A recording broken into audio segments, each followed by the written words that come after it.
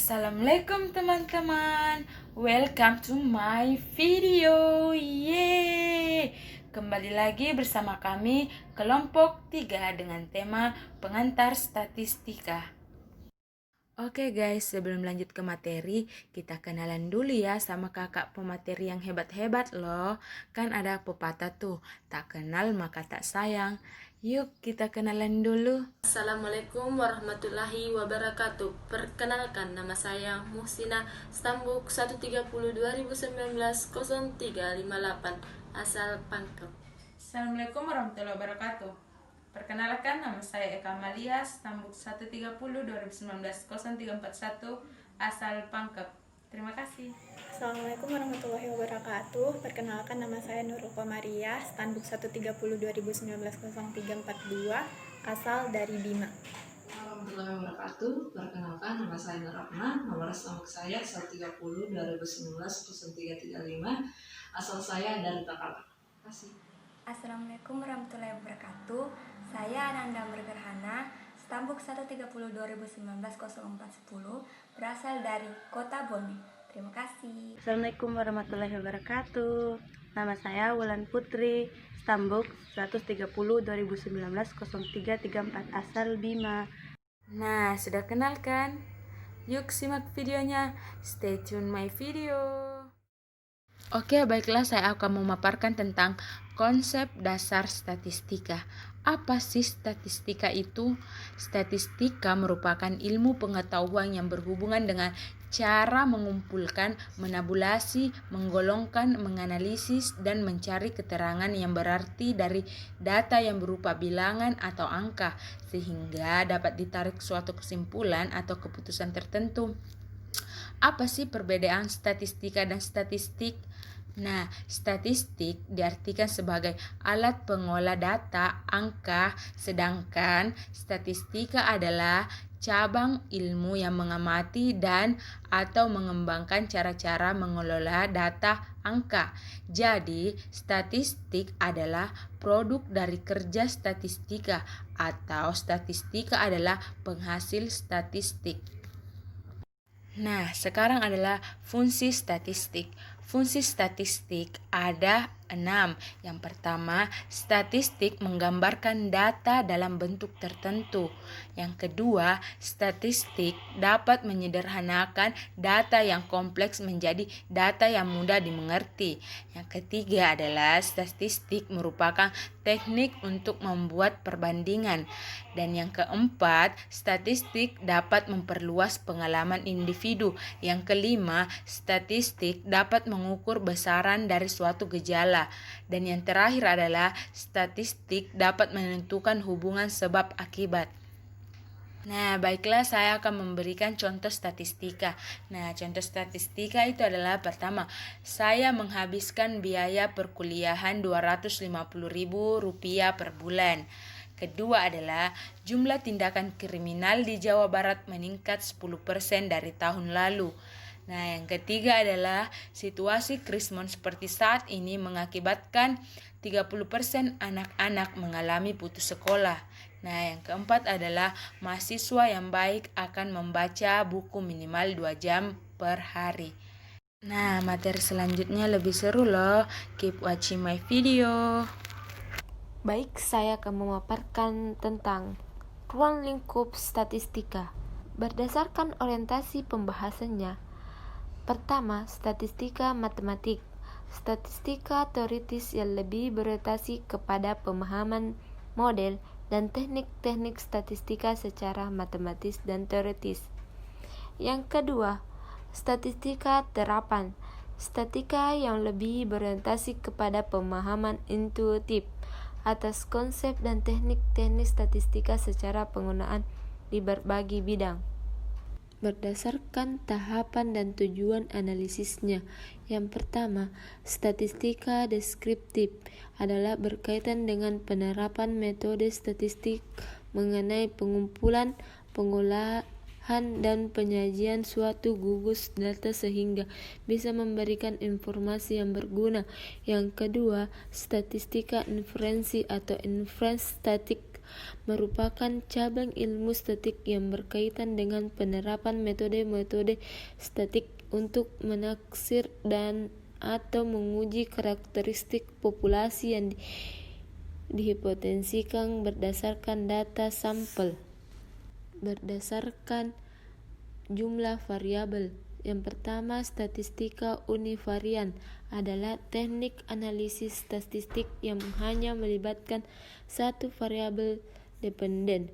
Yang kedua, statistika multivarian adalah teknik analisis statistik yang melibatkan lebih dari satu variabel dependen sekaligus. Berdasarkan asumsi distribusi yang digunakan. Pertama, statistika parametrik. Bagian 1. Teknik-teknik pengukuran statistik yang didasarkan pada asumsi tertentu, misalnya data yang diambil dari populasi yang distribusi normal. Bagian kedua, teknik statistik ini digunakan untuk data yang berskala interval dan rasio. Yang kedua, statistika non-parametrik.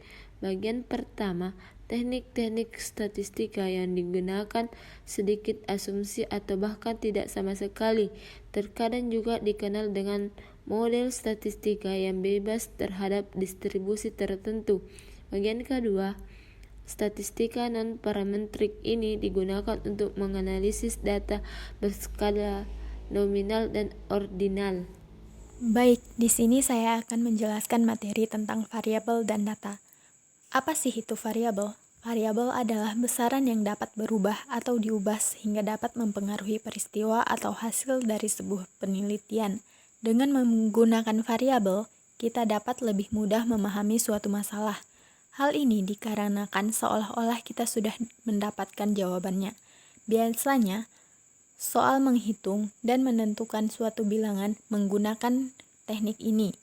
Dalam penelitian sains, variabel dapat merupakan bagian penting yang tidak dapat dihilangkan. Nah, sedangkan data sendiri adalah kumpulan kejadian yang diangkat dari suatu kenyataan atau fakta, dapat berupa angka-angka, huruf-huruf, simbol khusus, atau gabungan dari ketiganya. Data juga bisa berarti kumpulan file atau informasi dengan tipe tertentu, baik suara, gambar, atau yang lainnya. Kata data berasal dari datum, yang berarti materi atau kumpulan fakta yang dipakai untuk keperluan analisa, diskusi, presentasi ilmiah, atau tes statistik. Bila dilihat dari menurut asal sumbernya, data dibagi menjadi dua kelompok, yaitu data primer dan data sekunder.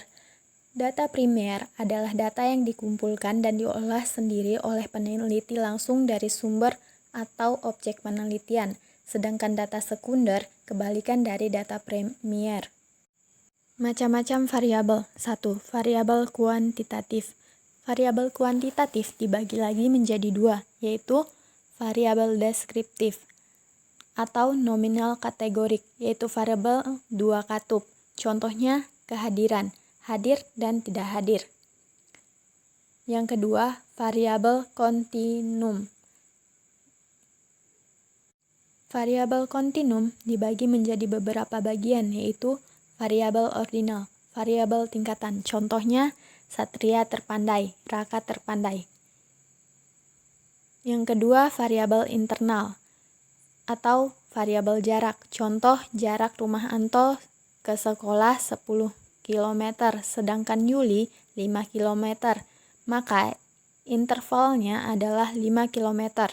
Yang ketiga, variabel rasio atau variabel perbandingan. Contohnya, berat badan Heri 8 kg, sedangkan berat badan Upi 4 kg, maka berat badan Heri 2 kali lipat Upi. Variabel kualitatif, yaitu variabel yang menunjukkan suatu intensitas yang sulit diukur angkanya. Contohnya, kedisiplinan, kemakmuran, dan kepandaian. A. Independen, pengaruh, bebas, stimulus, prediktor. Merupakan variabel yang mempengaruhi atau yang menjadi sebab perubahan atau timbulnya variabel dependen. B. Variable dependent, dipengaruhi, terikat, output, kriteria, konsekuen. Contoh, pengaruh iklan terhadap motivasi pembelian. Iklan sama dengan variabel independen. Motivasi pembelian sama dengan variabel dependent. C. Variabel moderator merupakan variabel yang mempengaruhi. Contoh, anak adalah variabel yang memperkuat hubungan suami istri. D. Variabel intervening merupakan variabel yang menghubungkan antara variabel independen dengan variabel dependen. Contoh, hubungan antara kualitas pelayanan dengan kepuasan konsumen dan loyalitas. E. Variabel kontrol merupakan variabel yang dikendalikan atau dibuat konsultan sehingga pengaruh variabel independen terhadap dependen tidak dipengaruhi oleh faktor luar yang tidak diteliti. Contoh, apakah ada perbedaan antara tenaga penjual yang lulus D3 dan S1? Maka harus ditetapkan variabel kontrol berupa gaji yang sama, peralatan yang sama, iklim kerja yang sama, dan lain-lain. Tanpa adanya variabel kontrol, maka sulit ditentukan apakah perbedaan penampilan karyawan sama faktor pendidikan. Baik, di sini saya akan menjelaskan tentang jenis-jenis data. Jenis data yang pertama yaitu data kualitatif. Data kualitatif merupakan data non-angka atau numerik seperti jenis kelamin, warna kesayangan, dan asal suku. Data kualitatif digunakan apabila kita tertarik melihat proporsi atau bagian yang termaksud dalam kategori. Contoh, beberapa persen jenis kelamin pria dibandingkan wanita, warna yang disukai oleh sebagian besar penduduk, dan beberapa persen suku tertentu dibandingkan dengan suku lainnya. Yang kedua, jenis data kuantitatif.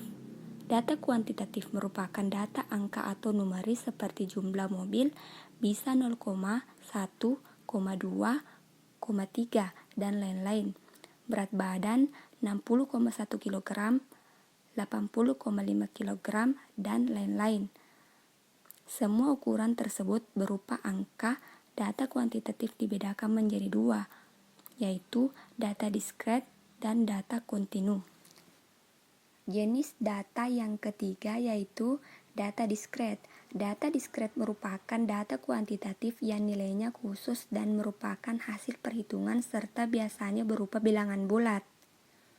Data diskret seperti jumlah mobil 0,1, 2, dan lain-lain. Tidak mungkin mobil bisa berjumlah 1,5 atau 2,25 dan sebagainya. Jadi data diskret biasanya berupa bilangan bulat. Selanjutnya jenis data yang keempat yaitu data kontinu.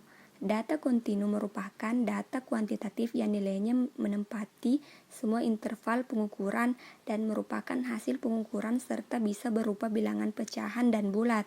Contoh, berat badan bisa 0,1 kg dan 8,5 kg atau bisa 60 dan 80 kg. Tinggi badan, luas rumah, panjang jalan, dan lain-lain yang adalah hasil pengukuran golongan sebagai data kontinu.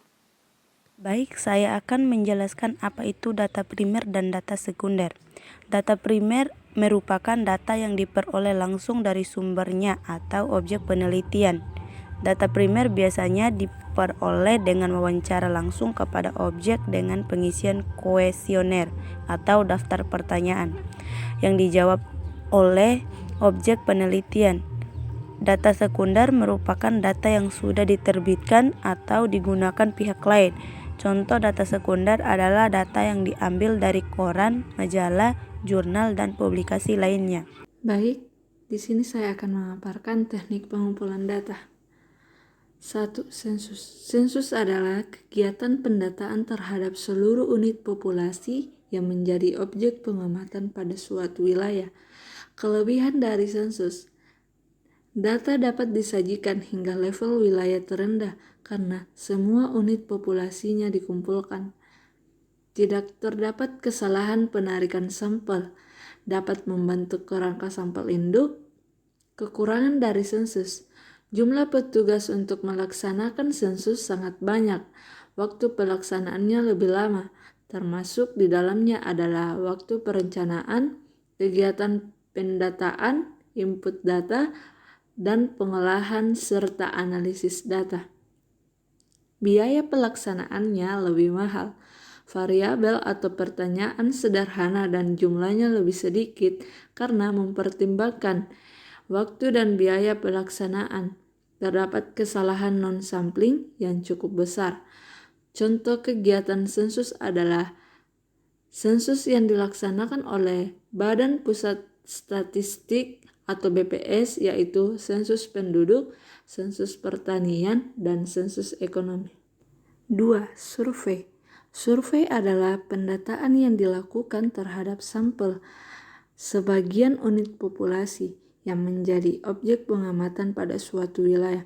Kelebihan dari survei, jumlah petugas pelaksana pendataan survei relatif lebih sedikit, sehingga dapat dipilih petugas yang berkualitas. Pelaksanaannya lebih cepat, biaya yang dikeluarkan lebih murah, biasanya kualitas data lebih baik, variabelnya atau pertanyaan bisa lebih banyak, ada kesalahan non-sampling tapi relatif kecil. Kekurangan dari survei, data tidak bisa disajikan hingga level yang paling rendah. Terdapat kesalahan penarikan sampel. Contoh kegiatan survei adalah survei kebahagiaan, survei elektabilitas, quick count, dan lain-lain. Pencatatan administrasi. Pencatatan administrasi atau registrasi adalah pencatatan secara individu oleh suatu institusi. Contoh dari catatan administrasi adalah pencatatan atau registrasi penduduk oleh Dinas Kependudukan dan Catatan Sipil, registrasi calon mahasiswa baru, registrasi pembuatan SIM, dan lain-lain. Percobaan. Percobaan adalah kegiatan pengumpulan data untuk tujuan khusus dengan membuat rancangan percobaan dan mencatat hasil dari setiap percobaan. Contohnya adalah percobaan daya tahan bakteri dalam suhu tinggi, percobaan pemberantasan hama penyakit, dan lain-lain. Oke guys, sampai sini dulu ya videonya. Thanks for watching.